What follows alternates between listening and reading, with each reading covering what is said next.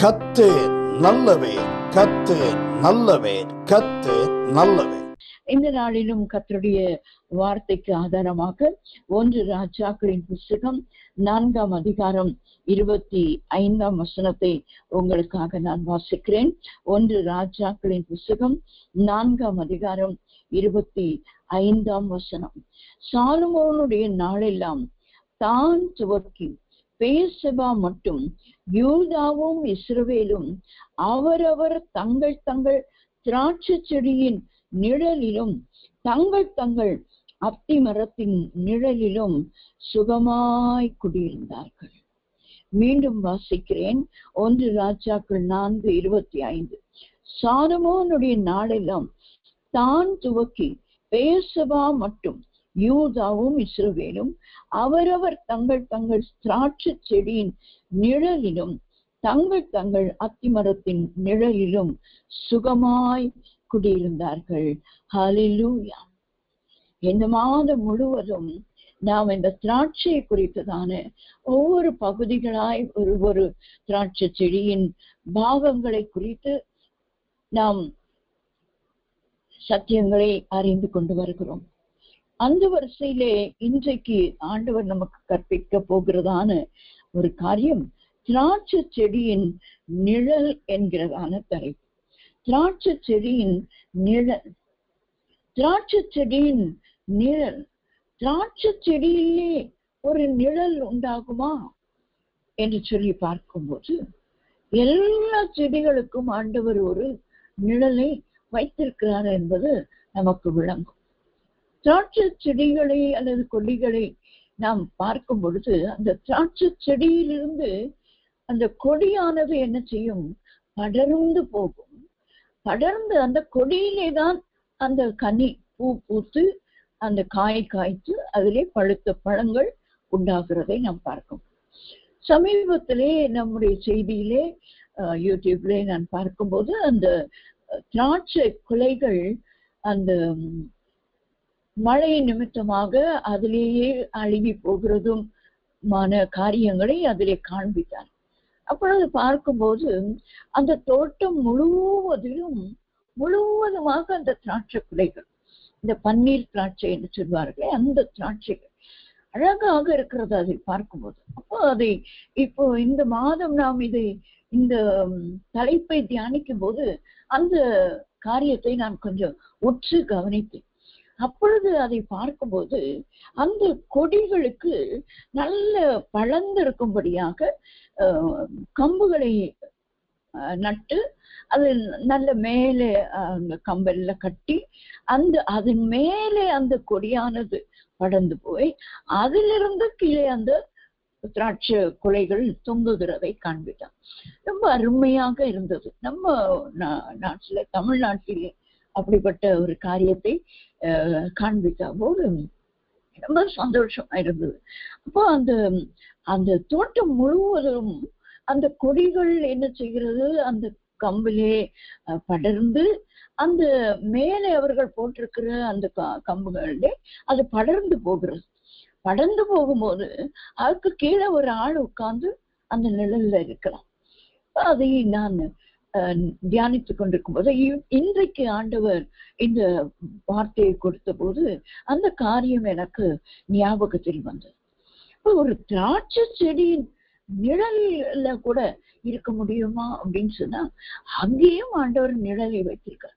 நம்ம எல்லாருக்கும் தெரிந்த ஒரு சம்பவம் யோனாவின் புஸ்தகத்திலே, தீர்க்கதரிசன புஸ்தகத்திலே நாம் வாசிக்கும் பொழுது யோனா எரிச்சலோடு கூட அந்த நினிவே ஜனங்கள் மனம் திரும்பினதை பார்த்து கொண்டு அப்படியே அது அழிய போகுதோ என்று பார்த்து கொண்டிருக்கிற போது ஆண்டவர் ஒரு ஆமணக்கு செடியை அங்கே வளர வைத்தார் என்று பார்க்கிறோம். அது வளர்ந்து அதன் நிழலிலே இந்த யோனா என்ன செய்கிறான்? சுகமாய் இருக்கிறான். அந்த ஆமணக்கு செடியை நம்ம பார்த்திருக்கிறவர்களுக்கு தெரியும். அது ஒரு நீண்ட ஒரு கொம்பு போல இருக்கும். மேலே சில இலைகள் தான் இருக்கும். அதன் நிழலில கூட ஒரு மனுஷனாலே சுகமாய் இருக்க முடியும் அப்படின்னு சொன்னா அந்த திராட்சை தோட்டத்திலே அந்த செடிகளின் நிழலில் கூட ஒரு மனுஷனாலே சுகமாய் இருக்க முடியும் என்பதனாலதான் ஆண்டவர் இந்த வசனங்களை எழுதி வைத்திருக்கிறார். திராட்சை செடியின் நிழலிலும் அவன் சுகமாய் குடியிருந்தார்கள். யார் குடியிருந்தார்களாம்? சாலமோனுடைய நாளெல்லாம் தான் துவங்கி பேர்சபா மட்டும், தான் துவங்கி பேர்சபா மட்டும் சாமுவேல் தீர்க்கதரிசி என்று அறியப்பட்டது. அப்படியானால் அந்த தேசம் முழுவதும், அது இஸ்ரவேல் தேசம் இந்த சாலமோன் நாட்கள் வரைக்கும் பிரிக்கப்படாம 12 கோத்திரமும் ஒன்றாய் இருந்த நாட்கள், அதுதான் அந்த தேசம் முழுவதும். அதனால்தான் அந்த வசனம் சொல்கிறது, தான் துவக்கி பேர்சபா மட்டும் யூதாவும் இஸ்ரவேலும் என்று. அப்போ அது பிரிக்கப்படாத அந்த தேசத்திலே எல்லாரும் என்ன செய்கிறார்கள்? அவரவர் தங்கள் தங்கள் திராட்சை செடியின் நிழலிலே சுகமாய் குடியிருந்தார். அவரவர் தங்கள் தங்கள், அங்கே அத்திமரத்தின் நிழலிலும் என்றும் நாம் வாசிக்கிறோம். ஆண்டவர் ஒருவேளை திராட்சை செடியின் நிழலை அங்கே போடாமல் வெறும் அத்திமரத்தின் நிழல் போட்டிருக்க. அத்திமரத்திலே அதுல பெரிய மரம், அது பெரிய கிளைகள் உண்டு, இலைகள் உண்டு, கொப்புகள் உண்டு, அது பெரியதான இருக்கிறதுனாலே அதன் நிழலிலே ஒரு மனுஷன் தங்க முடியும், சுகமாய் குடியிருக்க முடியும். ஆனால் ஆண்டவர் ஆவியானவர் இந்த வேத வசனத்தை எழுதும் போது ரகசியங்களை தேவ பிள்ளைகள் அறிந்து கொள்ளும்படியாக அதிலே உள்ள ஆழங்களை எழுதி வைத்திருக்கிறதை நாம் பார்க்க முடிகிறது. அவர் வெறும் அத்திமரத்தின் நிழல் என்று போட்டு விடாமல் திராட்சை செடியின் நிழலிலும் தங்கள் தங்கள் திராட்சை செடி, தங்கள் தங்கள் அத்திமரத்தின் நிழல். அப்ப திராட்சை செடியின் நிழலிலும் ஒரு மனுஷனாலே சுகமாய் தங்க முடியும், குடியிருக்க முடியும். குடியிருந்தார்கள். சும்மா படுத்துக்கிட்டு இல்ல, வெயில் அடிக்கிறப்ப வந்து நிழலுக்கு படுத்துக் கொள்ளுகிறது அல்ல, குடியிருந்தார்கள். தங்கள் தங்கள் திராட்சை செடியின் நிழலிலும் தங்கள் தங்கள் அத்திமரத்தின் நிழலிலும் சுகமாய் குடியிருந்தார். அப்படியானால் திராட்சை செடியின் நிழலில் சுகமாய் குடியிருக்கிற ஒரு அனுபவத்தை ஆண்டவர் கற்றுக் கொடுக்கிறார் என்று சொன்னார். அதன் அர்த்தம் என்ன என்று சொல்லி நாம் பார்க்கும்போது, லேவியராகமத்தின் புஸ்தகம் 25ஆம் அதிகாரம் 18, 19 வசனங்களை நாம் வாசிக்கும் பொழுது, லேவியராகமத்தின் புஸ்தகம் 25ஆம் அதிகாரம் 18, 19 வசனங்கள், என் கட்டளைகளின்படி செய்து என் நியாயங்களை கை கொண்டு அவைகளின்படி நடக்க கடவீர்கள், அப்பொழுது தேசத்திலே சுகமாய் குடியிருப்பீர்கள். பூமி தன் கனியை தரும், நீங்கள் திருப்தியாக சாப்பிட்டு அதில் சுகமாய் குடியிருப்பீர்கள். ஹல்லேலூயா. இந்த திராட்சை செடியின் நிழலில் குடியிருக்கிறவர்கள் எப்படிப்பட்டவர்களாய் இருப்பார்கள், இருக்க வேண்டும் என்று சொன்னால், ஆண்டவருடைய கட்டளைகளின்படி செய்து அவருடைய நியாயங்களை கை கொண்டு அவைகளின்படி நடக்கிறவர்களுக்கு தான் திராட்சை செடியின் நிழலில் சுகமாய் குடியிருக்கிற ஒரு அனுபவம் கிடைக்கும். ஆண்டவருடைய கட்டளைகளின்படி செய்து அவருடைய நியாயங்களை கை கொண்டு அவைகளின்படி நடக்க கடவீர்கள், நடக்க வேண்டும் என்று சொல்லி கர்த்தர் விரும்புகிறார். கடைசி காலத்திலே வாழ்ந்து கொண்டிருக்கிற நமக்கு ஆண்டவர் கொடுக்கிறதான ஒரு சுகமான வாழ்வு திராட்சை செடியின் நிழலிலே குடியிருக்கிற, சுகமாய் குடியிருக்கிற ஒரு அனுபவம் வேண்டும் என்று சொன்னார். உலகமே சுகவீனத்திலும், உலகமே கஷ்டத்திலும், உலகமே போராட்டத்திலும் இருக்கிற வேளையிலே இந்த திராட்சை செடியின் நிழலிலே சுகமாய் குடியிருக்கிறார்கள் இவர்கள் எப்படி என்று சொல்லி எல்லாரும் யோசிக்கத்தக்கதாக நம்முடைய ஜீவியம் அமைய வேண்டும் என்று சொன்னார். நாம் முதலாவது கர்த்தருடைய கட்டளைகளின்படி செய்கிறவர்களாய் இருக்க வேண்டும். அவருடைய நியாய பிரமாண புஸ்தகம் ஆகிய இந்த வேதத்தில் சொல்லப்பட்டவைகள் ஆகிய எல்லா நியாயங்களையும் கை கொள்ளுகிறவர்களா, வாசிக்கிறவர்கள் அல்ல, கேட்கிறவர்கள் மட்டுமல்ல, அதை கை கொள்ளுகிறவர்களாய் இருக்க வேண்டும் என்று கர்த்தர் விரும்புகிறார். மட்டுமில்லாமல் அவைகளின்படி நடக்க வேண்டும்.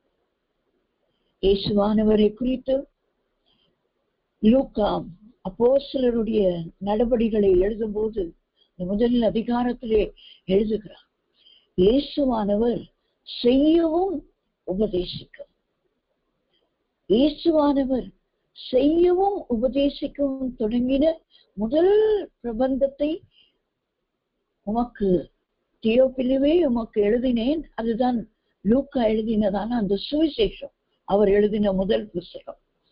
இரண்டாம் பிரபந்தத்தை நான் உனக்கு விளக்கமாய் எழுதுகிறது இந்த அப்போஸ்தலர் நடபடிகள் என்று அவர் அங்கே குறிப்பிடுகிறதை நாம் பார்க்கிறோம்.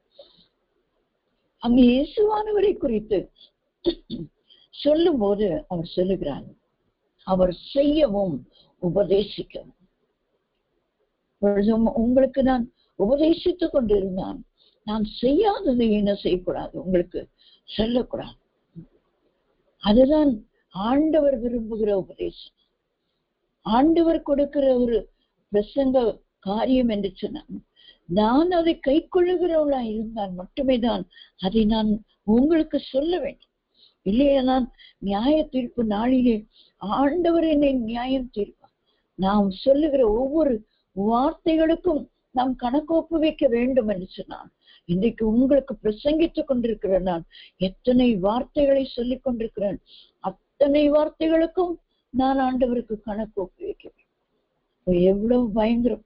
அதனால நான் பவுல் அப்போஸ்தலன் சொல்கிறார், உங்களில் அநேகர் போதகராயிராதீங்க, அதிக ஆக்கினைக்குள்ளாக்கப்படாதபடிக்கு என்று சொல்லி. அதிக ஆக்கினை போதகர்களுக்கு தான், போதிக்கிறவர்களுக்கு தான். எவ்வளவு ஜாக்கிரதையா நாங்கள் போதிக்க வேண்டும். நீங்கள் எங்களுக்காக ஜெபிக்க வேண்டும். ஆண்டவரே, இவர்கள் போதிக்கிறதின்படி நடக்க கிருபை தாரும், நாங்களும் கேட்கிறதின்படி நாங்கள் நடக்க கிருபை தாரும். கை கொள்ளுகிறவர்களாய் அவைகளின்படி நடக்கிறவர்களாய் நாம் இருக்க வேண்டும். அப்பொழுது தேசத்தில் சுகமாய் குடியிருப்பீர்கள். ஆண்டவர் என்ன ஆசீர்வாதத்தை தருகிறார் என்றால், பூமி தன் கனியை தரும், நீங்கள் திருப்தியாக சாப்பிட்டு அதில் சுகமாய் குடியிருப்பீர்கள். ஹல்லேலூயா! சுகமாய் குடியிருப்பீர்கள். திராட்சை செடியின் நிழலில் சுகமாய் குடியிருப்பீர்கள் என்று சொன்னார். ஆண்டவருடைய கட்டளைகளின்படி செய்து அவருடைய நியாயங்களை கை கொண்டு அவருக்கு கீழ்ப்படிந்து நடப்போம் என்று சொன்னால் நமக்கு ஆண்டவர் பூமியின் கனியை தருகிறான். அதை நாம் திருப்தியாக சாப்பிட்டு அதில் சுகமாய் குடியிருப்போம். ஹல்லேலூயா! சுகமாய் குடியிருந்தார்கள் என்கிறதுக்கு முதல் காரியத்தை நாம் பார்த்தோம். இரண்டாவதாக உபாகமத்தின் புஸ்தகம் 12ஆம் அதிகாரம் 10ஆம் வசனம் முதல் 12ஆம் வசனம் வரையிலே நாம் வாசித்தான். உபாகமம் 12ஆம் அதிகாரம் 10ஆம் வசனம் முதல் 12ஆம் வசனம் வரையிலே உங்களுக்காக வாசிக்கிறேன். வேதத்தை வைத்திருக்கிறவர்கள் அதை திறந்து என்னோடு கூட நீங்கள் வாசித்து பார்க்கலாம். உபாகமம் 12:10-12 வரைக்கும். நீங்கள் யோர்தானை கடந்து போய் உங்கள் தேவனாகிய கர்த்தர் உங்களுக்கு சுதந்திரிக்க கொடுக்கும் தேசத்தில் குடியேறும் போதும் சுற்றிலும் இருக்கிற உங்கள் சத்துருக்களை எல்லாம் அவர் விலக்கி உங்களை இளைப்பாற பண்ணுகிறதினால் நீங்கள் சுகமாய் வசித்திருக்கும் போது உங்கள் தேவனாகிய கர்த்தர் தமது நாமம் விளங்கும்படி தெரிந்து கொள்ளும் ஓர் இடம் உண்டாயிருக்கும். அங்கே நீங்கள் நான் உங்களுக்கு கட்டளையிட்ட யாவையும் உங்கள் சர்வாங்க தகனங்களையும் உங்கள் பலிகளையும் உங்கள் தசம பாகங்களையும் உங்கள் கை ஏறெடுத்து படைக்கும் படைப்புகளையும் நீங்கள் கர்த்தருக்கு நேர்ந்து கொள்ளும் விசேஷித்த எல்லா பொருத்தனைகளையும் கொண்டு வந்து உங்கள் தேவனாகிய கர்த்தருடைய சன்னதியிலே நீங்களும் உங்கள் குமாரரும் உங்கள் குமாரத்திகளும் உங்கள் வேலைக்காரரும் உங்கள் வேலைக்காரிகளும் உங்களோடு பங்கும் சுதந்திரமும் இல்லாமல் உங்கள் வாசல்களில் இருக்கிற லேவியனும் சந்தோஷப்படுவீர்களாக. திராட்சை செடியின் நிழலிலே சுகமாய் குடியிருக்கிற அனுபவம் முதலாவது ஆண்டவருக்கு கீழ்ப்படுகிறது. ஆண்டவருடைய கட்டளைகளை இப்படி நடக்கிறது.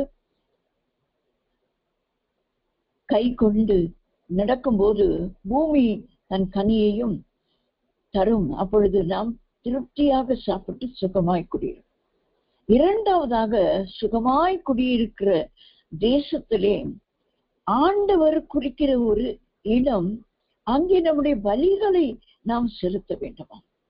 அன்றைக்கு ஆண்டவர் அந்த பலிகளை அங்கீகரித்து அவர்களுக்கு பாவ மன்னிப்பையும் ஆசீர்வாதத்தையும் பழைய ஏற்பாட்டின்படியாக கொடுத்தார். ஆனால் புதிய ஏற்பாட்டின்படியாக கிருபாதார பலியாக அவரே சர்வாங்க தகன பலியாக சமாதான பலியாக எல்லா பலிகளையும் அவரே ஒரே பலியினாலே அவர் பூரணப்படுத்தி நம்மை பூரணராக்கினார், நம்மை பரிசுத்தப்படுத்தினார். ஆகையால் நாம் கர்த்தருக்கென்று நேர்ந்து கொண்டவைகளை நாம் நம்முடைய லேவியருக்கு நாம் அதை செலுத்த வேண்டும். இன்றைக்கு பலவிதமான உபதேசங்கள், காணிக்கைகள், தசம பாகங்களை குறித்து தவறான அதிகமான உபதேசம். எவைகள் நமக்கு சாதகமா இருக்கிறதோ அதை பற்றி கொள்வதற்கு இன்றைக்கு இப்படிப்பட்ட போதகங்கள் அதிகரித்திருக்கிறதை நம்மால் பார்க்க முடியும். அதுக்குதான் ஆண்டவர் ஏற்கனவே சொன்னார், கடைசி காலத்தின் அடையாளம் கள்ள தீர்க்கதரிசிகள், கள்ள போதகர்கள், கள்ள கிறிஸ்துக்கள் எழும்புவார்கள். நீங்கள் வஞ்சிக்கப்படாதபடிக்கு எச்சரிக்கையாய் இருங்கள், வஞ்சிக்கப்பட்டு விடாதீர்கள். நாம் வேதத்தை சரியாய் தியானித்தோமானால் ஆண்டவர் நமக்கு வெளிப்படுத்துவார் எதை செய்ய வேண்டும், எதை செய்யக்கூடாது என்று எல்லாமே எழுதி கையில கொடுத்திருக்கு. இதை மறந்து இதை வாசிக்க சோம்பேறித்தனம் பட்டு நாம் என்ன செய்கிறோம்? கேட்கிற ஒரு சத்தியத்திற்குள்ளே ஓடி போகிறோம். அது ஒன்னை பார்த்து அடுத்து அடுத்து அடுத்து என்று அதை கேட்டுக்கொண்டே இருக்கிற ஒரு பழக்கத்துக்குள்ளே இன்றைக்கு தேவ பிள்ளைகள் மூழ்கி இருக்கிறார். ஒவ்வொரு நாளும் நாம் குறித்து வைத்துக் கொள்ள வேண்டும், நான் எவ்வளவு நேரம் இந்த செல்போனோடு கூட செலவழிக்கிறேன், தொலைபேசி பேசுவதற்கு எவ்வளவு நேரம், பேசிய சில நேரங்களிலே நம்முடைய நேரமே போய்விடுது. 1 மணி நேரம் கூட ஒரு இடத்துல பேசி விடுது. அதுக்கு பிற்பாடு துக்கமாய் மாறிவிடும். ஐயோ, 1 மணி நேரம் நம்ம ஜெபிக்கிறது இல்லையே, ஆனால் பேசுகிறோம். அதே வண்ணமாக இந்த யூடியூப் மூலமா அவர்களுடைய செய்தி, இவர்களுடைய செய்தி, அவர்கள் பாடல், இவர்கள் பாடல், நல்லது கேட்க வேண்டும். ஆனால் அதற்கு ஒரு லிமிட் வைத்துக் கொள்ள வேண்டும். அதற்குதான் நமக்கு எல்லாருக்கும் இந்த ரீசார்ஜ் பண்ணும்போது ஒரு லிமிட் கொடுத்து விடுகிறான். இதற்கு மேல ஒரு நாளைக்கு நீங்க உபயோகப்படுத்த முடியாது, கூடாது, முடியாது என்று ஒரு லிமிட் கொடுத்து விடுகிறான். நாம் அதை நாள் முழுக்க அதை பார்த்து பார்த்து பார்த்து முடித்த பிறகு ஜெபத்துக்கு வருவதற்கு நமக்கு என்ன கிடைக்காதுங்க? டேட்டா இருக்காது. வீட்டில் வைஃபை இருக்கிறவர்கள் அது முழுமையாக பயன்படுத்தி கொள்ளலாம், அது பிரச்சனை இல்லை. ஆனால் டேட்டா போட்டு நம்ம ஒவ்வொரு நாளும் ரீசார்ஜ் பண்ணுகிறவர்கள் அதிலே கவனமாய் இருக்க வேண்டும். ஜெபத்துக்கு வர முடியாது, ஏன்னா அப்பப்போ கட்டாயிரம் வெளியில போயிடும். ஏன்னா இந்த டேட்டா தீர்ந்து போனா அது சரியாய் நமக்கு அந்த லைன் கொடுக்காது. ஒவ்வொரு காரியமுமே நாம் கவனமாய் இருக்க வேண்டும்.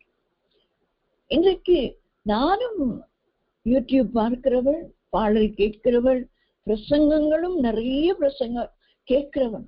ஆனால் ஒரு நாளைக்கு இவ்வளவு நேரம் என்று குறித்து வைத்துக் கொள்வேன். குறிப்பாய் அல்ல, நான் இதற்கு மேல கேட்கக்கூடாது என்று அது ரொம்ப நேர செய்தியா இருந்தாலும் அதை நிறுத்தி விடுவேன். அடுத்த நாள் கேட்பேன், அல்லது 2 நாள் கழித்து அந்த செய்தியை கேட்பேன். அப்படிதான் கர்த்தர் எனக்கு பழக்க வைத்திருக்கிறார். அதை செய்யும் போது நான் இந்த காரியங்களை தவறாக போதிக்கிறவர்கள், அந்த தலைப்பு போட்டிருக்கும், தசம பாகம் கொடுக்கலாமா கொடுக்க கூடாதா, அதை நான் போட்டு பார்ப்பேன். அதன் பின்பு அந்த நபர் பேசுகிறதான, அது தவறாயிருந்தால் அந்த நபர் பேசுகிறதான எந்த செய்தியும் நான் கேட்கணும். அது நல்ல டாபிக்கா இருந்தாலும் கூட நான் கேட்கவே மாட்டேன். ஏன்னா ஒரு சத்தியத்தை தவறாய் போதிக்கிறாரே, அப்படியானா பல சத்தியங்களை தவறாய் தான் போதிப்போம். ஆகையால் அப்படிப்பட்ட காரியங்களிலே நாம் கவனமாய் இருக்க வேண்டும். இங்கே நாம் இரண்டாவதாக சுகமாய் திராட்சை செடியின் நிழலிலே குடியிருக்க வேண்டும் என்று சொன்னார். நாம் என்ன செய்ய வேண்டும்? கர்த்தருக்கு கொடுக்கிறவர்களாய் நாம் மாற வேண்டும்.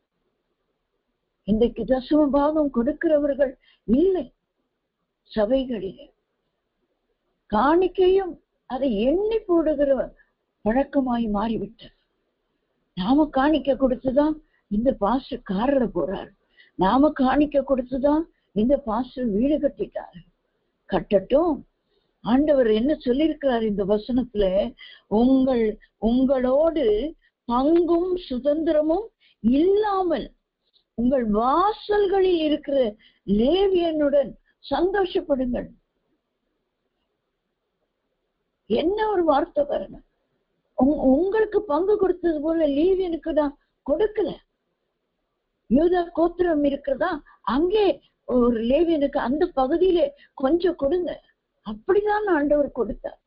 அந்த யோசுவாவின் புஸ்தகத்தை நீங்கள் வாசித்து பார்ப்பீர்களானால் யார் யாருக்கு எந்தெந்த பங்கு, அந்த பங்குகளிலே லேவியர் யார் யார் எங்கே அவர்கள் குடியிருந்தார்கள் என்று தெளிவா இருக்கும். அவர்களுக்கென்று சுதந்திர தேசம் இல்லை. யாருதான் கொடுக்கணுங்க?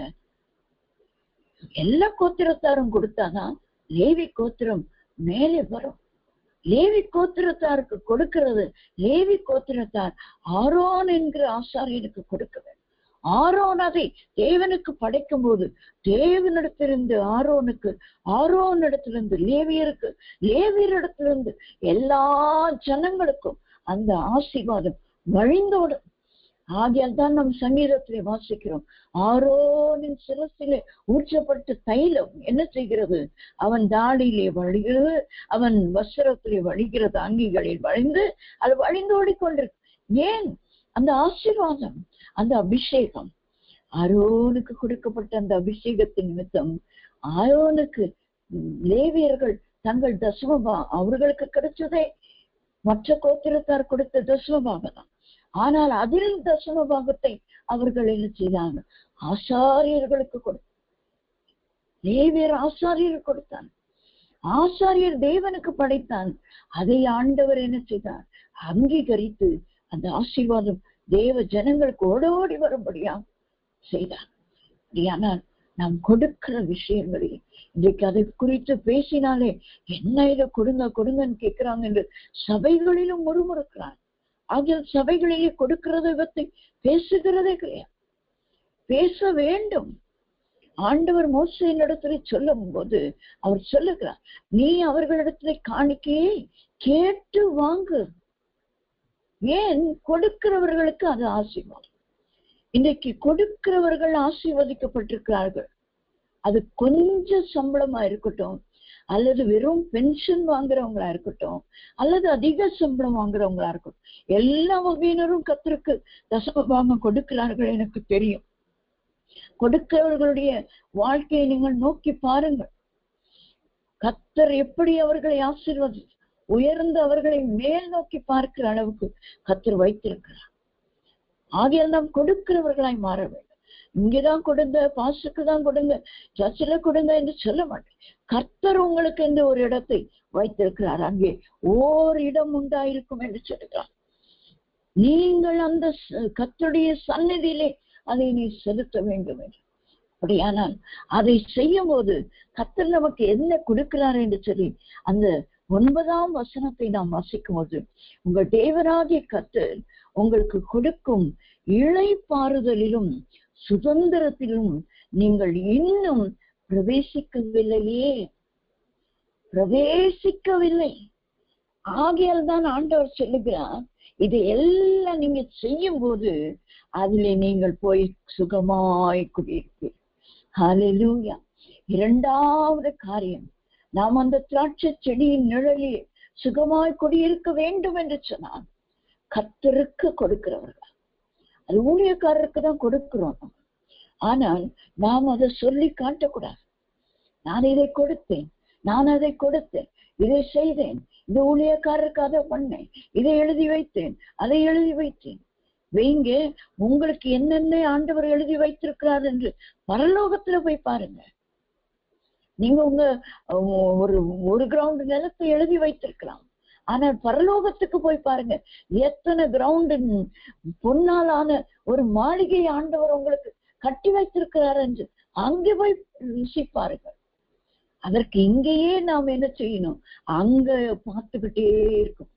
இங்க நான் கொடுத்ததை பார்க்க கூடாது. நான் அவருக்கு கொடுத்துட்டேன், இவருக்கு கொடுத்துட்டேன், இதை கொடுத்துட்டேன், அதை கொடுத்துட்டேன். சிலர் புலம்புகிறதை கேட்டிருக்கிறேன். தேவ பிள்ளைகளுக்கு கொடுக்கிறது அது ரகசியம். இடது கை கொடுக்கிறது வலது கைக்கு தெரியக்கூடாது, தர்மம் செய்கிறது. அப்ப தேவனுக்கு கொடுக்கிறது, அந்த பெட்டியிலே 2 காசு போட்டு அந்த விதவையை கனப்படுத்தினார் ஆண்டவர். இன்றைக்கும் அவர்களை குறித்து பேசிக் கொண்டிருக்கிறோம். எதற்காக? பொன்னும் வெள்ளியும் அவர்களுடைய நகைகள் எல்லாம் கொண்டு வந்து அப்படி கொண்டு வந்து அந்த டப்பாவை திறந்து போடுறாங்க காணிக்கைகளை. ஆண்டவர் அவர்களை எல்லாம் பாராட்டவில்லை.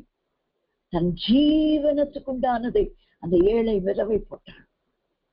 அடுத்த வேளை அவளுக்கு சாப்பாடு இல்லை. தனக்கு இருந்தது அந்த 2 தான், அந்த 2 காசு தான். அதை கொடுத்தாலே அவளை தான் மேன்மை பாராட்டினாள். இன்றைக்கு நாம் எதை கொடுக்கிறோம்? கர்த்தரிடத்திலிருந்து பெற்றுக்கொண்டே இருக்கிறவர்கள் அல்ல, வாங்குகிறதை பார்க்கிறோம். கொடுக்கிறதே பாக்கியம். எல்லாவற்றையும் ரட்சிப்பை வாங்கி கொண்டோம், இனி கொடுக்கணும். அநேக ரட்சிப்பு அடைவதற்கு ஜெபிக்கணும், பிரசங்கிக்கணும், சொல்லணும். எல்லாமே அப்படிதான். நாம் பெற்றுக்கொண்ட எல்லாவற்றையும் நாம் கொடுக்கிறவர்களாய் மாற கர்த்தர் நமக்கு கிருபை செய்வாராக. அது நிமித்தம் நமக்கு இளைப்பாறுதலும் சுதந்திரமும் கொடுக்கிறார். இளைப்பாறுதலும் சுதந்திரம் நாம் சுதந்திரித்துக் கொள்ளவும் அநேக ஆசீர்வாதம். மூன்றாவதாக, இந்த திராட்சை செடியின் நிழலில் சுகமாய் குடியிருந்தார்கள் என்று நாம் பார்க்கும்போது, மூன்றாவதாக எரேமியா தீர்க்கதரிசன புஸ்தகம் 33ஆம் அதிகாரத்தின் 14ஆம் வசனம் முதல் 16ஆம் வசனம் வரையிலே நான் வாசிக்கிறேன். எரேமியா 33 14 முதல் 16ஆம் வசனம் வரையிலே. இதோ நாட்கள் வரும் என்று கர்த்தர் சொல்கிறார், அப்பொழுது நான் இஸ்ரவேலின் குடும்பத்துக்கும் யூதாவின் குடும்பத்துக்கும் சொன்ன நல் வார்த்தையை நிறைவேற்றுவேன். அந்நாட்களிலும் அக்காலத்திலும் தாவீதுக்கு நீதியின் கிளையை முளைக்க பண்ணுவேன். அவர் பூமியிலே நியாயத்தையும் நீதியையும் நடப்பிப்பார். அந்நாட்களில் யூதா ரட்சிக்கப்பட்டு எருசலேம் சுகமாய் தங்கும். அவர் எங்கள் நீதியாயிருக்கிற கர்த்தர் என்பது அவருடைய நாமம். ஹல்லேலூயா. அந்நாட்களிலே யூதா ரட்சிக்கப்பட்டு எருசலேம் சுகமாய் தங்கும். சுகமாய் குடியிருக்கிற ஒரு அனுபவம். இந்த திராட்சை செடியின் நிழல் சுகமாய் குடியிருக்கிற ஒரு அனுபவத்தை காண்பிக்கிறது. அது யாரை குறிக்கிறது? அங்கே யூதா எருசலேம் என்று சொல்லப்பட்டிருக்கிறது. யூதா ஜனங்கள், கர்த்தரால் தெரிந்து கொள்ளப்பட்ட பிரித்தெடுக்கப்பட்ட ஜனம், கர்த்தருக்கென்று உரியவர்கள். எருசலேம் அவர்களுக்கு தலைநகரம், யூதா தேசத்துக்கு தலைநகரமாய் இருந்தது. ஆகையால் அந்த தெரிந்தெடுக்கப்பட்ட பிரித்தெடுக்கப்பட்ட அந்த ஜனத்தை தான் பார்த்து ஆண்டவர் சொல்கிறார், அவர்கள் ரட்சிக்கப்பட்டு சுகமாய் தங்குவார்கள், சுகமாய் தங்குவார்கள். கர்த்தர் இந்த நாட்களிலே நம்ம எல்லாம் மீட்டெடுத்து பிரித்தெடுத்து, நம்ம இன்னொரு வசனத்திலே வாகமத்திலே வாசிக்கும் பொழுது, யாக்கோபு தனித்து வாசம் பண்ணுவான், சுகமாய் வாசம் பண்ணுவான். தனித்து வாசம் பண்ணுகிறவன் சுகமாய் இருப்பானாங்க? இல்ல, தனிமை ஐயோ என்று சொல்லி வேதனைப்படுகிறவர்கள் அனைவரும். ஆனால் ஆண்டவருடைய வசனம் தனித்து சுகமாய் வாசம் பண்ணுவான். ஆண்டவர் தேவ ஜனங்களை மற்றவர்களிடத்திலிருந்து பிரித்து எடுக்கிறார். பிரித்து எடுக்கும் போது அவர் தமக்கு சொந்தமாக அவர்களை மாற்றிக்கொள்ளுகிறார் என்று சொல்லி நாம் பார்க்கிறோம். அவர் தமக்கு சொந்தமாக யூதா ரட்சிக்கப்பட்டு எருசலேம் சுகமாய் தங்கும். ரட்சிப்பு என்பது ஒரு நாளிலே வந்தது அல்ல. நம் ஆண்டவராக இயேசு கிறிஸ்துவை ஏற்றுக்கொண்ட அன்றைக்கு நாம் ரட்சிக்கப்பட்டோம். மனம் திரும்பி ஞான ஸ்நானம் பெற்று போது ஞான ஸ்நானம் பெறுகிறவன் ரட்சிக்கப்படுவான் என்று ரட்சிக்கப்பட்டோம். பரிசுத்த ஆவியானவர் நம்மை நிரப்பும் போது ஆவியானவர் தாமே ஆவியானவராலே நாம் ஜெனிப்பிக்கப்பட்டோம் என்று எழுதப்பட்டோம்.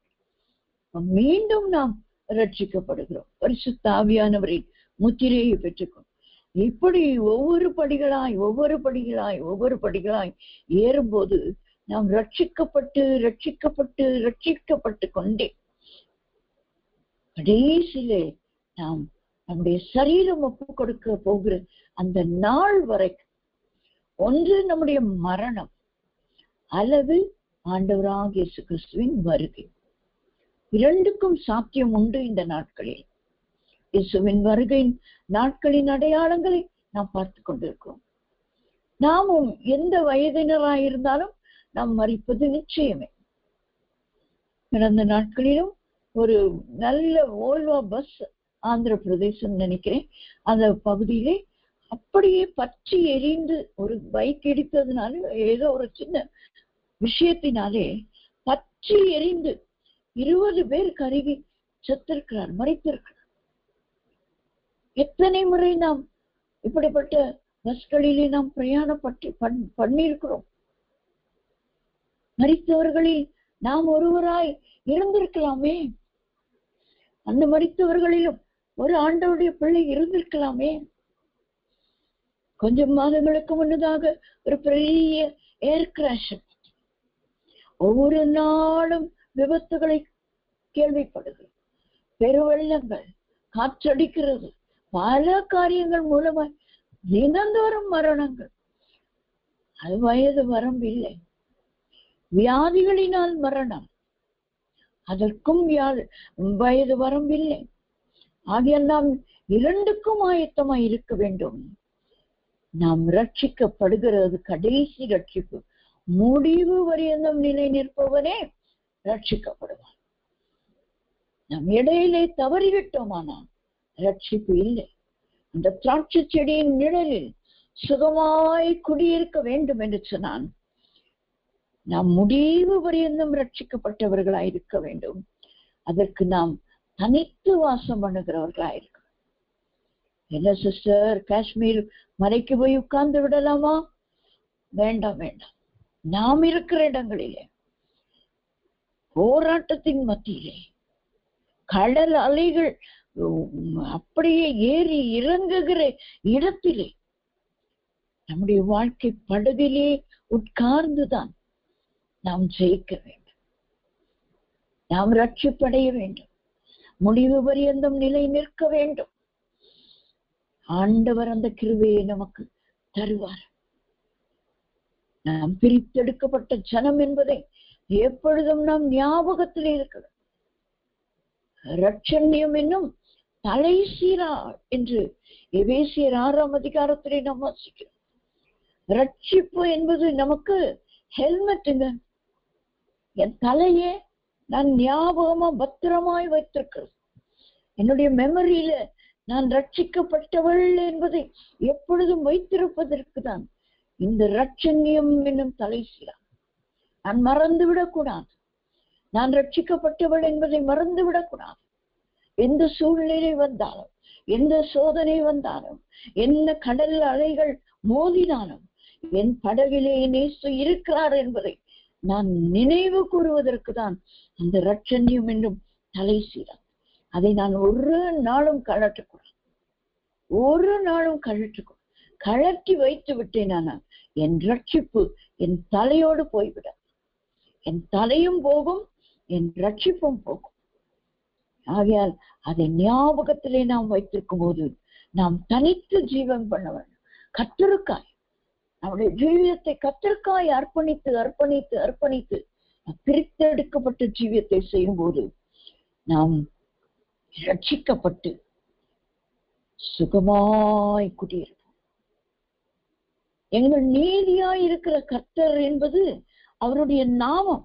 அதனால அவர் நமக்கு என்ன செய்வாருங்க? என்ன ஆசீர்வாதம் நமக்கு கிடைக்கும்? நீதியாயிருக்கிற தேவன் நமக்கு நீதியையும் நியாயத்தையும் செய்வான். ஆகையால் அந்த 14ஆம் வசனத்திலே நாம் வாசிக்கிற வண்ணமாய், நான் இஸ்ரவேலின் குடும்பத்துக்கும் யூதாவின் குடும்பத்துக்கும் சொன்ன நல் வார்த்தையை நிறைவேற்றுவேன். ஹல்லேலூயா. வாக்கு தத்தம் பண்ணின தேவன் உண்மையுள்ளவர்ங்க. அவர் ஒருபோதும் நம்மை கைவிடுகிற தேவன் இல்லை. ஆகையால் நாம் தைரியமாக நாம் ஆண்டவருடைய நிழலிலே நாம் வந்துவிட்டு தனித்து ஜீவிப்போம் என்று சொன்னான். அவருக்காய் நான் சொல்லுகிறது, குடும்பத்தை விட்டு, பிள்ளைகளை விட்டு, கணவரை விட்டு, மனைவியை விட்டு பிரிந்து போங்கள் என்று அல்ல. கர்த்தருக்காய் ஒரு பிரித்தெடுக்கப்பட்ட ஜீவியம். எப்படி தானியேலும் அவனுடைய நண்பர்களும் அந்நிய தேசத்திலும் ஒரு பிரித்தெடுக்கப்பட்ட வாழ்க்கையை வாழ்ந்தார்கள். கர்த்தர் அவர்களை உயர்த்தினார்.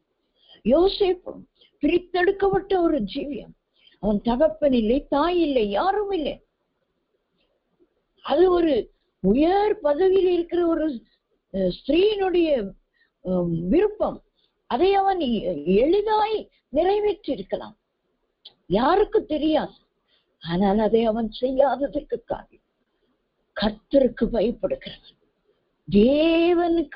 தேவனுக்கு பயந்து நான் இந்த காரியத்தை என் துணியை வேண்டாம் எடுத்துக்கொள், என் சரீரம் உன்னிடத்திலே கொடுக்கப்பட மாட்டாது.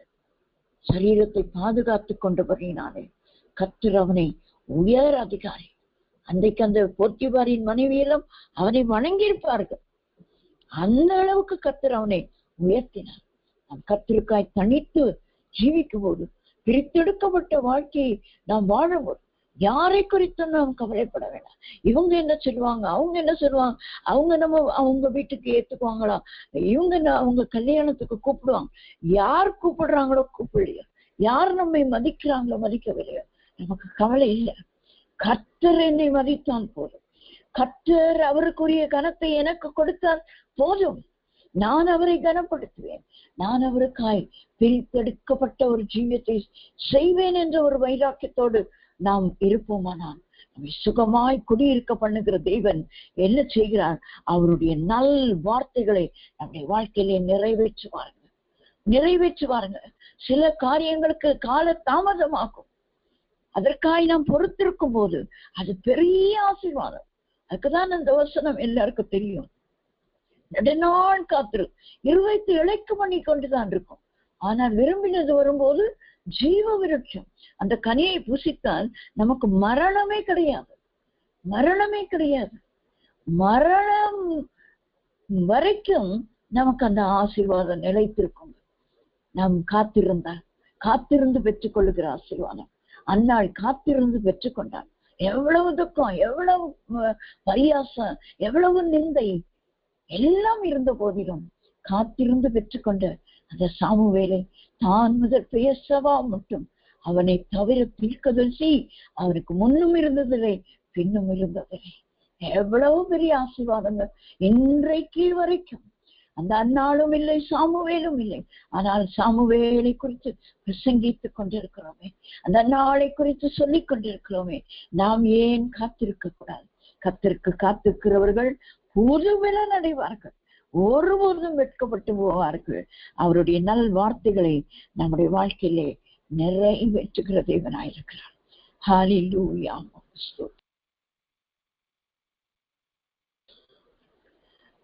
முதலாவதாக நாம் பார்த்தோம், அந்த திராட்சை செடியின் நிழலிலே குடியிருந்தார்கள் என்று சொல்லி அதிலே 3 காரியங்களை நாம் பார்த்தோம். இரண்டாவதாக இந்த திராட்சை செடியின் நிழலை குறித்து ஒரு ரகசியத்தை மீகா தீர்க்கதரிசன புஸ்தகம் 4ஆம் அதிகாரம் 4ஆம் வசனத்திலே நாம் வாசிக்கிறோம். மீகா தீர்க்கதரிசன புஸ்தகம் 4ஆம் அதிகாரம் 4ஆம் வசனம். அவனவன் தன் தன் திராட்சை செடியின் நிழலிலும் தன் தன் அத்திமரத்தின் நிழலிலும் பயப்படுத்துவார் இல்லாமல் உட்காருவான். சேனைகளுடைய கர்த்தரின் வாய் இதை சொல்லிற்று. ஹல்லேலூயா, ஹல்லேலூயா. அவனவன் தன் தன் திராட்சை செடியின் நிழலிலும் தன் தன் அத்திமரத்தின் நிழலிலும் பயப்படுத்துவார் இல்லாமல் உட்காருவான். சேனைகளுடைய கர்த்தரின் வாய் இதை சொல்லிற்று. ஹல்லேலூயா. இங்கேயும் நாம் பார்க்கிறோம், பாருங்களேன், ஆண்டவர் இந்த திராட்சை செடியின் நிழலோடு அத்திமரத்தின் நிழலையும் இணைத்து பேசுகிறார். அங்கே குடியிருப்பார்கள் என்று பலரை குறித்து சொல்லப்பட்டது. இங்கே ஒருமை சொல்லப்பட்டிருக்கிறது, உட்காருவான் என்று சொல்லி. திராட்சை செடியின் நிழலில் உட்காருவான், அத்திமரத்தின் நிழலில் உட்காருவான் என்று சொல்லி. இதை கர்த்தரின் வாயே இதை சொல்லிற்று. நம்முடைய தேவன் அநேக நேரங்களிலே அநேகரை கொண்டு நம்மிடத்திலே காரியங்களை வெளிப்படுத்துகிறார். அநேக நேரங்களிலே அவருடைய வாயே அதை சொல்லிற்று என்று வேதத்திலே அநேக இடங்களிலே நாம் வாசிக்கிறோம். கர்த்தருடைய வார்த்தை உண்டாகி கர்த்தருடைய வார்த்தை இதை சொல்லிற்று என்று சொல்லி நாம் வாசிக்கிறோம். இங்கே இரண்டாவது நாம் இந்த திராட்சை செடியின் நிழலை குறித்து ஆண்டவரே தம்முடைய வாயினாலே சொன்ன காரியத்தை வாசிக்கும் பொழுது, அந்த திராட்சை செடியின் நிழலில் பயப்படுத்துவார் இல்லாமல் உட்கார்வான். இரண்டாவதாக நாம் பார்க்கிறது, இந்த திராட்சை செடியின் நிழலிலே பயப்படுத்துவார் இல்லாமல். பயப்படுத்துவார். இன்றைக்கு பயம் என்று சொல்லும் போது பல காரியங்களுக்காக பயம், பல காரியங்களுக்கு. அநேக பெண்களுக்கு வீட்டில் ஓடுகிறதான கருப்பான் பூச்சி, பல்லி, தேளு, பாம்பு, அதெல்லாமாவது விஷ பூச்சி. சாதாரண சின்ன பூச்சி, எறும்பு, தவளை, அதை மேற்கொண்டு போய் பார்க்கும்போது பாம்பு, இன்னும் பல பூச்சிகள். அப்படி எல்லா பூச்சிகளுக்கும் பயம். ஆண்டவர் ஆதாமினிடத்துல சொன்ன காரியம், இதெல்லாம் நீ ஆண்டுக்குள் ஆளுகை கொடுக்கிற. சிங்கத்தின் மேலும் விரியன் பாம்பின் மேலும். இந்த 91 சங்கீதம் எல்லாரும் மனப்பாடமா சொல்லும். ஆனா விரியன் பாம்பு வரும்போது சொல்லணும், விரியன் பாம்பின் மேலும் நீ நடந்து. ஓ ஜீசஸ், எப்படி நடக்கிறது? அதை மிதித்து போடுவாய். ஓ, கொம்பு வச்சு அடிக்கிறதுக்கே பயப்படுவோம், மிதித்து போடுகிறதா? அதற்கெல்லாம் ஒரு டாக்டிஸ் எல்லாம் இருக்குது. பாம்பு மிதிக்கிறது, நடுவு வயிற்றுல மிதிச்சோமானா அது அப்படியே திரும்பி நம்மை கொத்தி விடும். அல்லது வால்ல மிதிச்சோமானா அது சரியா அதை கழுத்துல மிதிக்கும். அதனால நிமிர்ந்து எதுவும் செய்ய முடியாது, ஆனா வால்ல அடிக்கும். அதனால உடம்பு 2 துண்டா விட்டணும். அப்பதான் அந்த பாம்பை என்ன பண்ண முடியுங்க, அடிக்க முடியும். அடிச்சிருக்கீங்களான்னு கேக்குறீங்களா? கர்த்தருடைய கிருபையினால அடிச்சிருக்கிறேன் பாம்பு. ஆனா ரொம்ப பெரிய பாம்பு இல்ல, ஒரு 1.5 அடி அந்த அளவு இருக்கும், ஒரு சின்ன பாம்பு தான். ஆனால் அடித்தேன், நானே அதை அடித்தேன், கர்த்தருடைய கிருபையினால். ஏன்னா ஆண்டவர் நமக்கு அத ஒரு அதிகாரம் கொடுத்திருக்கிறாரு. ஏன்னு இந்த சின்ன கையால ஒரு சின்ன பாம்பு அடிக்க கூடாதா? ஒரு அற்ப ஆசைதான், அதை அடிக்க கிருபை தந்தார். ஹல்லேலூயா. பயப்படுத்துவார் இல்லாமல்.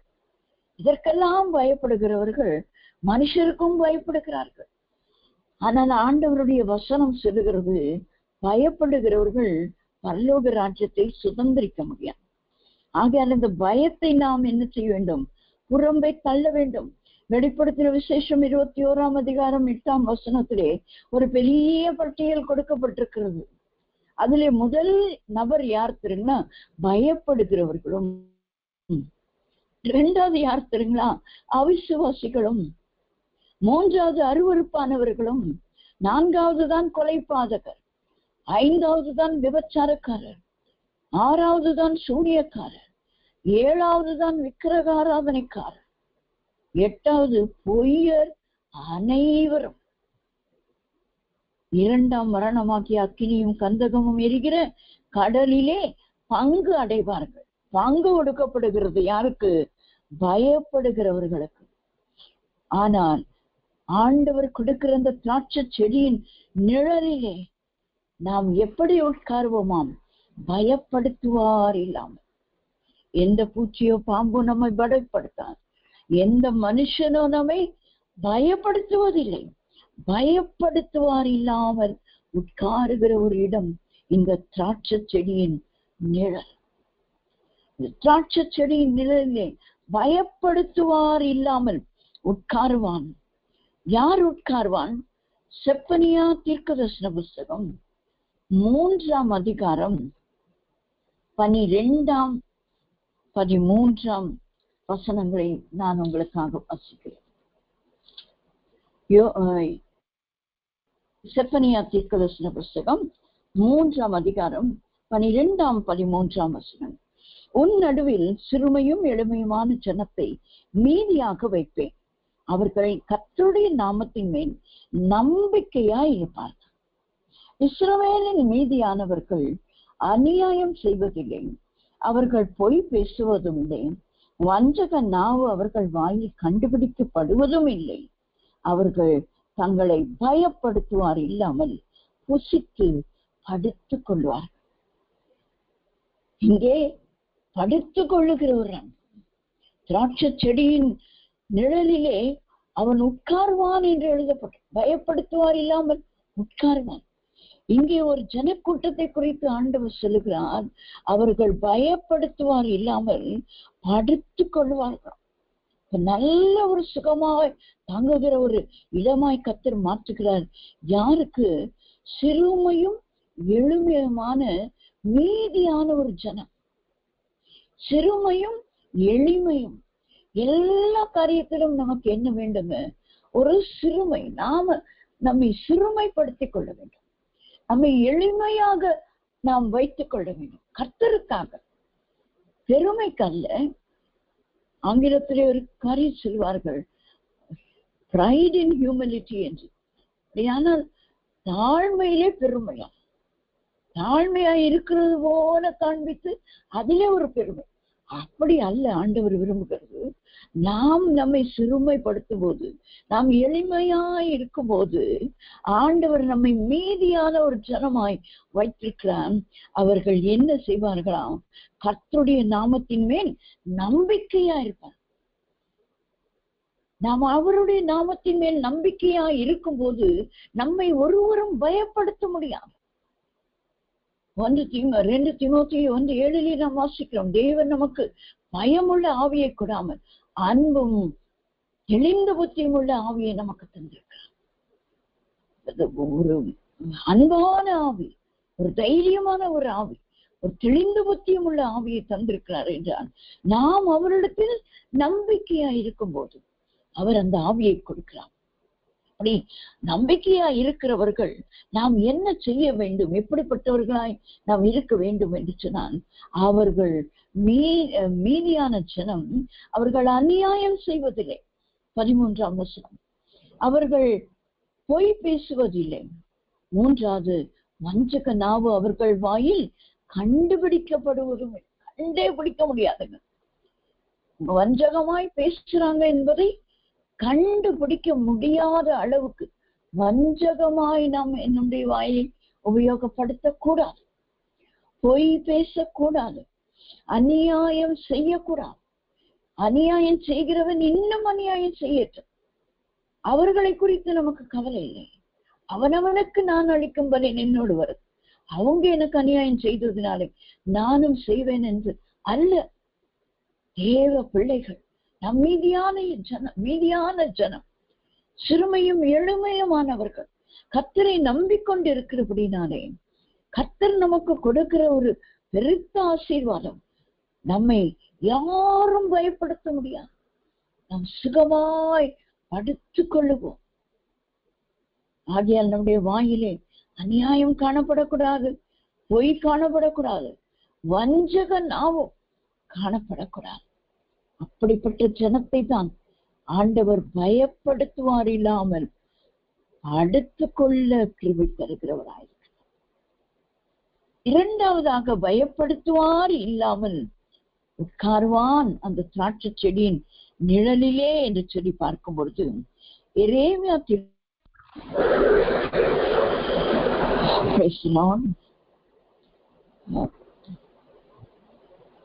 நெட்வொர்க் கொஞ்சம் ப்ராப்ளமா இருந்து மன்னிக்கவும்.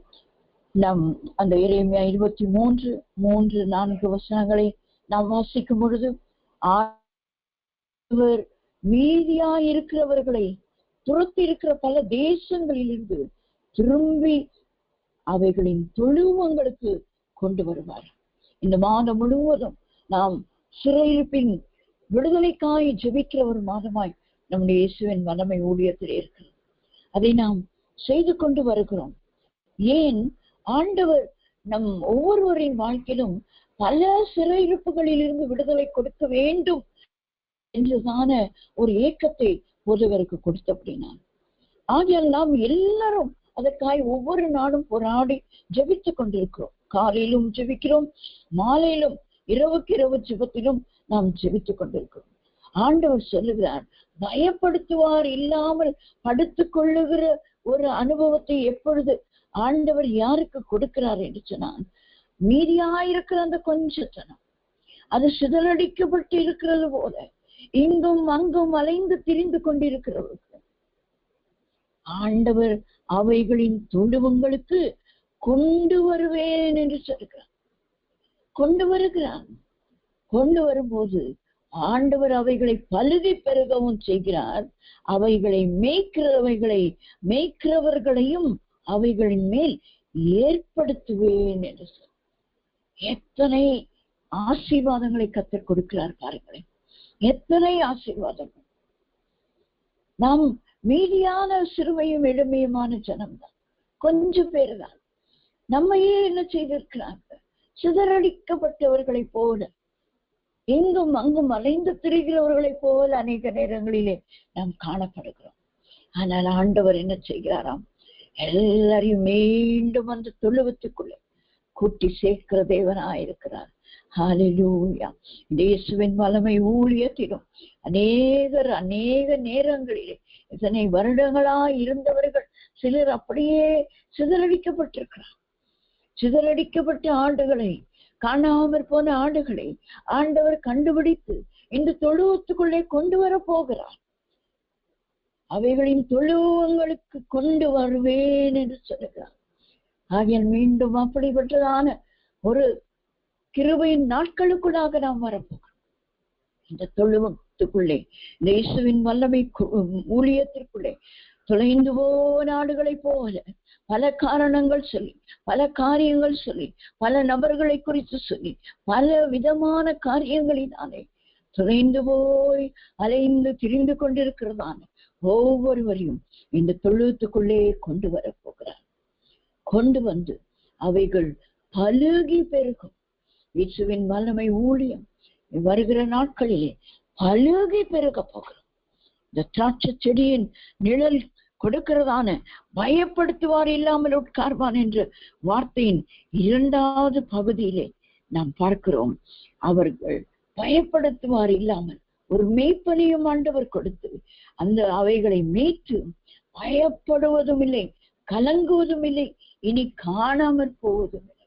எத்தனை நல்ல தேவன் நம்முடைய தேவன் பாருங்கள்.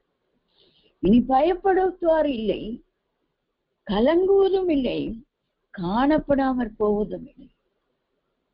காணாமற் போன ஆட்டை தேடி வந்த நம்முடைய நல்ல மேய்ப்பர் இந்த இயேசுவின் வல்லமை ஊழியத்தில் காணாமற் போயிருக்கிறதான அநேக ஆடுகளை மீண்டும் கண்டுபிடித்து கொண்டு வந்து இந்த தொழுவமாகி இந்த ஊழியத்திலே கர்த்தர் நிலைநிறுத்த போகிறார். இந்த ஊழியத்தை பலுகி பெருக செய்ய போகிறார். ஹல்லேலூயா. மூன்றாவதாக கடைசியாக மீகா 4:4 நாம் வாசித்த வண்ணமா, பயப்படுத்துவார் இல்லாமல் உட்கார்வான் அந்த திராட்சை செடியின் நிழலிலே என்ற காரியத்துக்கு மூன்றாவது காரியத்தை நாம் வாசிக்கும் போது, ஏசாயா தீர்க்கதரிசன புஸ்தகம் 40ஆம் அதிகாரம் 9ஆம் வசனத்தை நாம் வாசிக்கும் பொழுது, ஏசாயா 40:9, சியோன் என்னும் சுவிசேஷியே, நீ உயர்ந்த பர்வதத்தில் ஏறு, எருசலேம் என்னும் சுவிசேஷியே, நீ உரத்த சத்தமிட்டு கூப்பிடு, பயப்படாமல் சத்தமிடு, யூதா பட்டணங்களை நோக்கி இதோ உங்கள் தேவன் என்று கூறு. ஹல்லேலூயா. மூன்றாவதும் கடைசியுமான காரியம், பயம் இல்லாமல் இருக்கிற காரியம், பயப்படுத்துவார் இல்லாமல் நாம் செய்ய வேண்டிய ஒரு காரியத்தை கர்த்தர் இந்த நாளிலே நமக்கு உணர்த்துகிறார். நாம் எங்கே ஏற வேண்டுமாம்? உயர்ந்த பர்வதத்தில். உயர்ந்த பர்வதத்தில் நாம் ஏறும்போது நாம் எப்பொழுதும் இந்த தாழ்ந்த பூமியிலே தான் இருந்து கொண்டிருக்கோம். பூமிக்குரிய வேலைகள், பூமிக்குரிய காரியங்கள், பூமிக்குரிய காரியங்களிலே, நாம் அலுவல்களிலே நாம் அப்படியே சுற்றி சுற்றி சுற்றி சுற்றி கொண்டிருக்கிறோம். உயர்ந்த பர்வதத்திற்கு நாம் ஏற வேண்டும். உயர்ந்த பர்வதத்திற்கு கர்த்தருக்கு முதல் இடம் கொடுக்க வேண்டும். ஒவ்வொரு நாளும் முதல் நேரம் ஆண்டவரோடு கூட அந்த உயர்ந்த பர்வதத்தில் வாசம் பண்ணுகிற அந்த தேவனோடு கூட உறவாடி அந்த கிருபைகளை பெற்றுக்கொள்ள வேண்டும். இன்றைக்கு வேலைக்கு போய் சம்பாதித்தோம், பொத்தலான பைகளிலே போடுகிறோம். ஏன்? தேவனை தேடுகிறவர்கள் இல்லையே என்று தேவன் துக்கிக்கிறார். என்னை அதிகாலையிலே தேடுகிறவர்கள் இல்லையே, அதிகாலையிலே வேலைக்கு ஓடுகிறார்களே, அதிகாலையிலே ஆண்டவருடைய ஆலயத்துக்கு வருகிறதிலேயே வாரத்தின் முதல் நாள் நான் அவர்களுக்கு கொடுக்கிறேனே, வாரம் முழுவதும் இந்த உலகத்துக்கு உழைக்கிறார்களே, என்னை தேடி வாரத்தின் முதலாம் நாளிலே வருகிறதிலே, வாரத்தின் முதலாம் நாளிலே எனக்கு கொடுக்க வேண்டியதை கொடுக்கவில்லையே, ஆண்டவர் துக்கப்படுகிறார். துக்கப்படுகிறார், துக்கப்படுகிறார். ஆண்டவர் துக்கத்தோடு கூட தான் இந்த நாளிலே சொல்லுகிறார், உயர்ந்த பர்வதத்தில் ஏறி நீ பயப்படுத்துவார் இல்லாமல் நீ உட்கார வேண்டும் என்று சொன்னார். அந்த திராட்சை செடி உனக்கு நிழல் கொடுக்கிறது.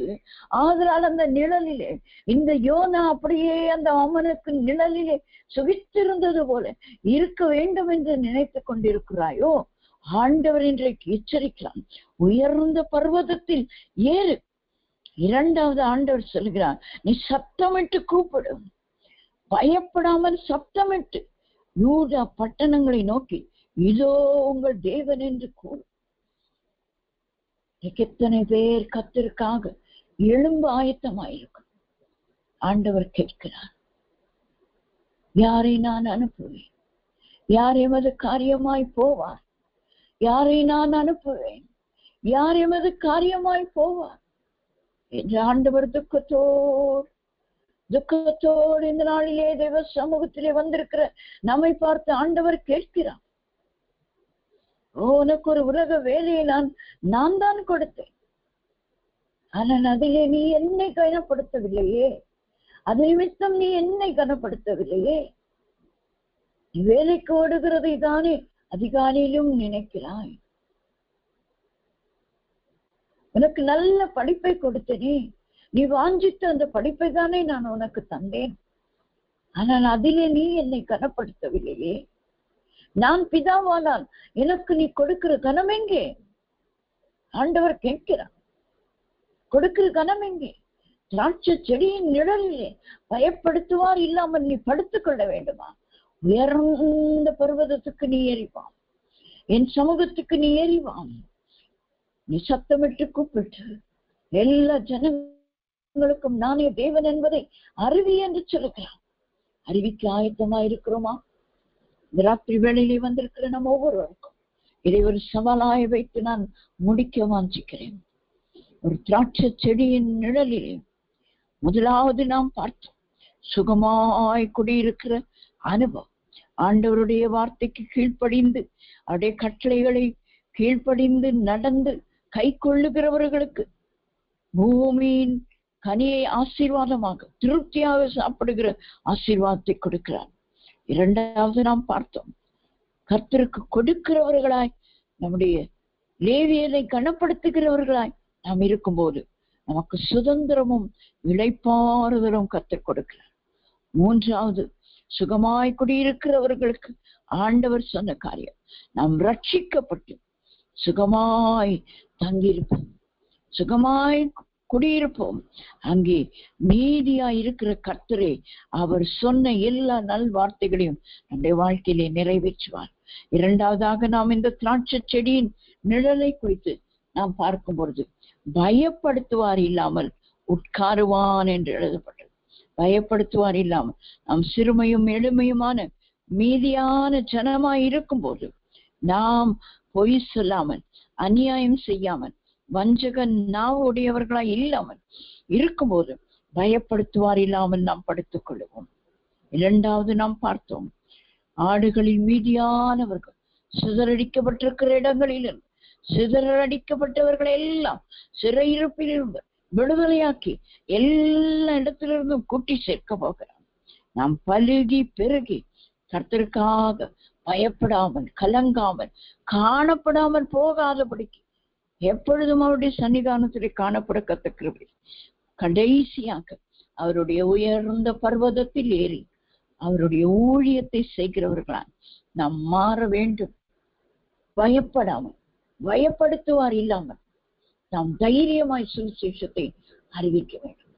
என் தலை போனாலும் பரவாயில்லை, என்னை நெருப்பின் அக்கினியிலே போட்டாலும் பரவாயில்லை, கடைசியாய் ஒரு காரியத்தை மாத்திரம் நான் சொல்லி முடிக்க வாஞ்சிக்கிறேன். நமக்கு எல்லாருக்கும் தெரிந்த அன்பின் சீஷனும் திவ்ய வாசகனாகிய யோவான் என்கிற சுவிசேஷகனும் யோவான் என்கிறதான திவ்ய வாசகன் தேவனிடத்தில் இயேசுவினிடத்திலே அன்பாயிருந்த ஒரு சீஷனும் யோவான் எழுதின சுவிசேஷமும் 3 நிருபங்களும் வெளிப்படுத்தின விசேஷத்தையும் எழுதினவனுமாக்கிய யோவானை ஆண்டவர் எப்படி அந்த மரணத்துக்குள்ளாக வழி நடத்தினார் என்று சொன்னார். ஒரு சில காரியம் மட்டும் சொல்லி முடிக்கிறேன். மற்ற எல்லா சீஷர்களும் பேதுரு, அந்திரேயா, பிலிப்பு எல்லாரும் சிலர் சிறை சேதம் பண்ணப்பட்டார்கள். எல்லாரும் இரத்த சாட்சிகளாய் மரித்தார்கள். ஆனால் இந்த யோவான் மாத்திரம் ஏறக்குறைய 100 AD 100ஆம் வருஷத்திலே தான் 99 100ல தான் மரித்தார் என்று சொல்லி சரித்திரம் சொல்லுகிறது. அவரை என்ன செய்தார்களாம், கொதிக்கும் பெரிய பானையிலே கொதிக்கும் எண்ணெயிலே அவரை போட்டார்கள். போட்டும் அவர் மரிக்கவில்லை. அப்படி சில துன்புறுத்தல்களை அவருக்கு கொடுத்தார்கள். கொதிக்கிற எண்ணெய் நம்ம கையில விரல்ல பட்டாலே என்ன ஆகும், கொப்பளிச்சு போகும். ஆனால் அவரை தூக்கி முழுவதுமாக கொதிக்கும் பானை தண்ணீர் அந்த எண்ணெய் கொதித்து எண்ணெயிலே போட்டிருக்கார். ஆனால் அவர் மரிக்கவில்லை.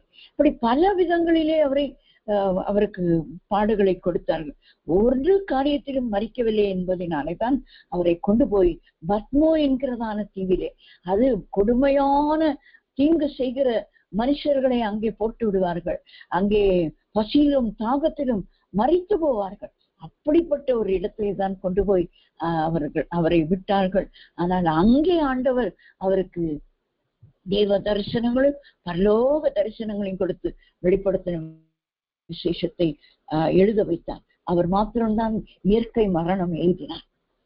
உங்களுக்கும் எனக்கும் எப்பொழுது மரணம் என்று தெரியாது, எப்பொழுது இயேசுவின் வருகை என்று தெரியாது. ஆனால் நாம் எதற்குமே பயப்படாமல், இந்த உலகம் நம்மை பல காரியங்களுக்கு பயப்பட, எதற்கும் பயப்படாமல் கர்த்தருக்காய் நான் வைராக்கியமாய் ஜீவிப்பேன் என்று சொல்லி எல்லாரும் கர்த்தரை ஸ்தோத்திரித்து ஆண்டவரே இந்த திராட்சை செடியின் நிழலிலே நாங்கள் வந்து அடைய வேண்டும் என்று சொன்னான். ஆண்டவரே நாங்கள் இந்த நிழலிலே சுகமாய் தங்கி குடி இருக்கிறது மட்டுமல்ல, அநேகருக்கு இந்த சுவிசேஷத்தை பயப்படாமல் சொல்ல கிருபை தாரும் என்று எல்லாரும்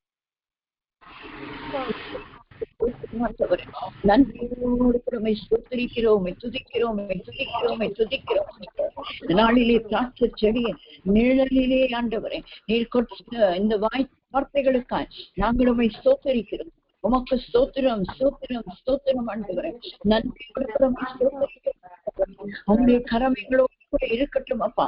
நாங்கள் அப்படியே அந்த திராட்சை செடி நிழலிலே ஆண்டவர் பயப்படுத்துவார் இல்லாமல் உறங்கி விடுவேன், நான் அதிலே சுகமாய் குடியிருந்து விடுவேன் என்று இராமல் ஆண்டவரே அந்த பர்வதத்திலே உயர்ந்த பர்வதத்திலே நாங்கள் ஏறுகிறோம். ஓ ஷபலகீரவா ஆண்டவரே கர்த்தருடைய பர்வதத்திலே நாங்கள் ஏறுகிறவர்களாய் ஏறி சுவிசேஷத்தை அறிவிக்கிறவர்களாய் தைரியமாய் பயப்படுத்துவார் இல்லாமல் நாங்கள் இருக்க கர்த்தர் எங்களுக்கு கிருபை செய்கிறதுக்காய் உமக்கு ஸ்தோத்திரம் ஸ்தோத்திரம் ஆண்டவரே, உமக்கு ஸ்தோத்திரம். ஆமேன் ஆமேன். நாம் செபிப்போம். எங்களை அதிகமாய் நேசிக்கிறீங்க நல்ல பிதாவே, தருமையான நாளுக்காய் உமக்கு நன்றி செலுத்துகிறோம். இந்த நாளிலும் எங்களோடு கூட இடைப்பட்ட தயவுக்காய் உமக்கு ஸ்தோத்திரம். தொடர்ந்து ஆண்டவரே நாங்கள் உம்முடைய வார்த்தையிலே நிலைத்திருந்து உமக்கு கனி கொடுக்கிறவர்களாய் எங்களை நீர் மாற்றுவீராக. தாழ்த்தி ஒப்பு கொடுக்கிறோம். மீட்பர் இயேசுவின் நாமத்தில் ஜெபிக்கிறோம் நல்ல பிதாவே. ஆமேன் ஆமேன். நம் யாவரும் சேர்ந்து